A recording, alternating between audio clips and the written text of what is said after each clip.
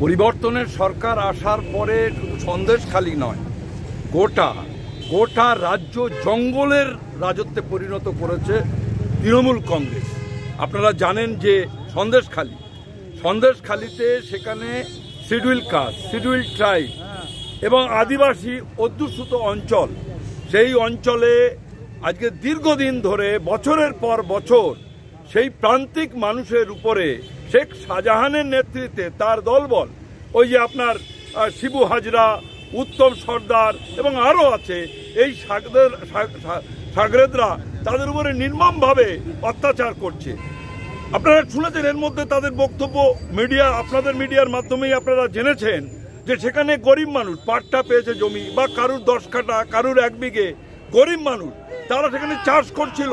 এই শাহজাহানের নেতৃত্বে সেখানে ওই নদী থেকে নোনা জল ঢুকিয়ে সেখানে মাছের চাষ, মেচোঘাড়ি তৈরি করেছে।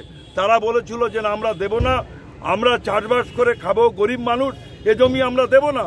কিন্তু জোর করে সেই জমি তাদের কেড়ে নিয়েছে এবং খাজনা পর্যন্ত দেয় না। ওদের তৃণমূল কংগ্রেসের যে আপনার সন্দেশখালীর বিধায়ক আপনারা দেখেছেন, সে প্রকাশ্যে বলছে হ্যাঁ, ওই উত্তম সর্দার 2-3 বছর ওই গরিব মানুষদের টাকা দেয় না, এটা অন্যায় করেছে উত্তম সর্দার। এছাড়া আপনারা জানেন যে মহিলা মা বোনেরা লক্ষ্মী ভান্ডার, মমতা ব্যানার্জি উনি মহিলা মুখ্যমন্ত্রী, আজকে উনি লক্ষ্মী ভান্ডার, আজকে সন্দেশখালীতে লক্ষ্মীদের উপরে আজকে নির্যাতন করা হচ্ছে। শেখ শাহজাহানের নেতৃত্বে শিবু এবং উত্তম তাদের আজকে ওই গ্রামে তারা পাড়ায় পাড়ায় ঘুরে কোন মহিলা সুন্দরী, তার বয়স কত কম, তাদের গিয়ে বলে আসছে সন্ধ্যেবেলা পার্টি অফিসে এসো। সন্ধ্যেবেলা পার্টি অফিসে ডেকে তাদের উপরে সারা রাত পাশবিক অত্যাচার, ধর্ষণ থেকে শুরু করে তাদের লালসা না মেটা পর্যন্ত তাদের ভোরের বেলা বাড়ি পাঠায় এবং তাদের স্বামীরা প্রতিবাদ করলে ওদালের বাঁট দিয়ে তাদের পালিশ করা হয়। কি দাবি রয়েছে? আমাদের দাবি হচ্ছে যে অবিলম্বে এই সমস্ত মা বোনেদের উপরে যারা অত্যাচার করেছে, ধর্ষণ করেছে, যাদের নাম ওরা বলেছে, কারণ শাহজাহান পালিয়ে রয়েছে, সেই সাহস নিয়ে ওই গ্রামের মানুষরা মুখ খুলতে শুরু করেছে। প্রশাসনের কাছে বারে গেছে, কিন্তু প্রশাসন কিছুতেই তাদের পাশে দাঁড়ায়নি। আজকে শেখ শাহজাহান পাড়া ছাড়ার পর উনি কি সন্দেশখালীর বাঘ, তিনি পালিয়েছেন। এই জন্য সেখানকার মানুষ সাহস ভরে বেরিয়ে তারা আন্দোলন করছে, থানায় গেছে, এর আগে বহুবার গেছে, থানা কথা শোনেনি। এবং তাদের বক্তব্য হচ্ছে এই অত্যাচারী, তাদের উপরে যারা ধর্ষণ করেছে, টাকা দিচ্ছে না, জমি দখল করে রেখেছে, তাদের অবিলম্বে গ্রেপ্তার করতে হবে। কিন্তু আমরা দেখলাম সেই আন্দোলন দমন করার জন্যে ওই মমতা ব্যানার্জির নির্দেশে 144 ধারা জারি করে গোটা দ্বীপাঞ্চলকে ঘিরে সেখানে কোনো মানুষকে যেতে দিচ্ছে না। এবং রাতের বেলা পুলিশের পোশাক পরে পুলিশের সঙ্গে এই রাত্রের বেলা যে সমস্ত মহিলা তারা প্রতিবাদ করেছে তাদের বাড়ি ঢুকে এখনো পর্যন্ত অত্যাচার করছে।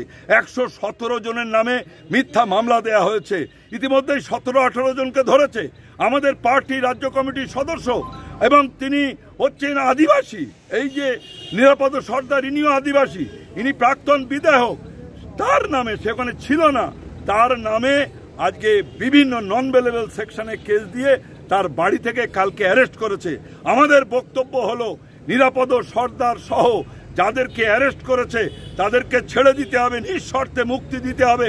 যাদের নামে কেস আছে 117-18 জন, ওই কেস তুলে নিতে হবে। সন্দেশখালীতে শান্তি ফিরিয়ে আনার দায়িত্ব নিতে হবে, না হলে গোটা রাজ্য জুড়ে এই রকম থানা ঘেরাও আন্দোলন কর্মসূচি আরো জোরদার করব আমরা।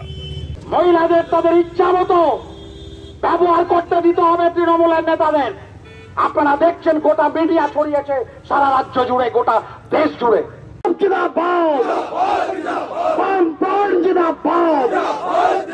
লাল ঝান্ডা কে প্রকার, লাল ঝান্ডা কে প্রকার, লাল ঝান্ডা রাজপথে তৃণমূল হুঁশিয়ার, লাল ঝান্ডা রাজপথে পুলিশ প্রশাসন হুঁশিয়ার, লাল ঝান্ডা রাজপথে পুলিশ প্রশাসন হুঁশিয়ার। এই পুলিশ প্রশাসনের নিরপেক্ষ ভূমিকার দাবিতে আমাদের লড়াই চলছে, চলবে। এই পুলিশের এক পাশে মনোভাব মানছি না, মানব না।